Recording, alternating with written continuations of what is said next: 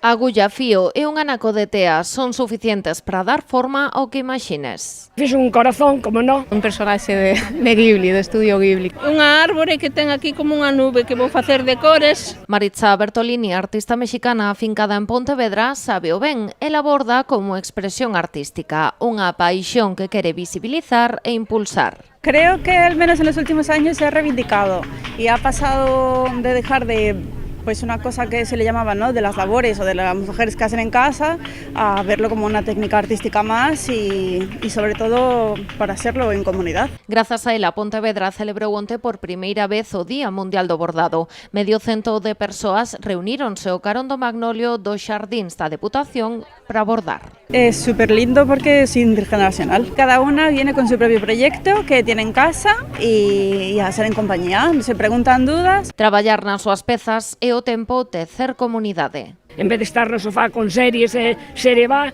pois aquí estamos. Maravilloso, que vai parecer. É unha oportunidade para coñecer a xente nova, que ademais comparte a mesma afección. Fai uns anos que empecé a bordar grazas a Maritza, que me aprendeu, e a verdade é que estou moi contenta de vir a este encontro. Y es muy enriquecedor pues también ir viendo qué es lo que hace cada uno, porque pues te abres a nuevas ideas. A parte social, a parte de coñecer xente, de xente que ten os mesmos intereses que ti, non? E seguir aprendendo, a pesar de que parece que aprendes solo nunha etapa da túa vida, pois sigues aprendendo ao longo de todas. É algo que esperemos que saia ben para que se poida repetir. Bertolini leva tempo transmitindo o seu amor polo bordado. Hai 6 anos que imparte obradoiros puntuais e ano e medio que ten cursos regulares, todo cunha gran acollida.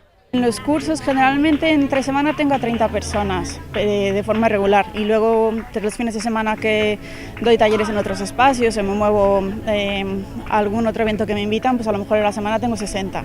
O sea que vamos, que a la gente le apetece aprender.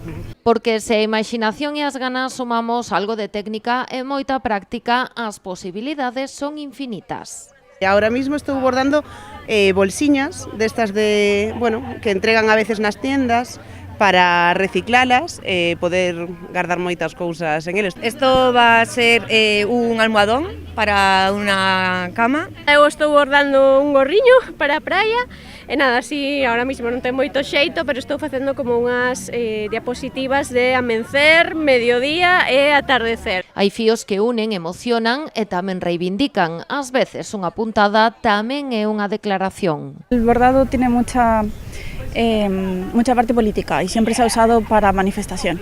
Y aquí dentro de los talleres o dentro de las personas que hay, sí que hay alguna que ha llevado a manifestaciones por Palestina, por ejemplo, algún bordado que se ha hecho, ¿no? Porque es otra forma de poder expresar y poder llevar el estandarte. Que nunca falten agulla, fío, tea, nin historias que bordar.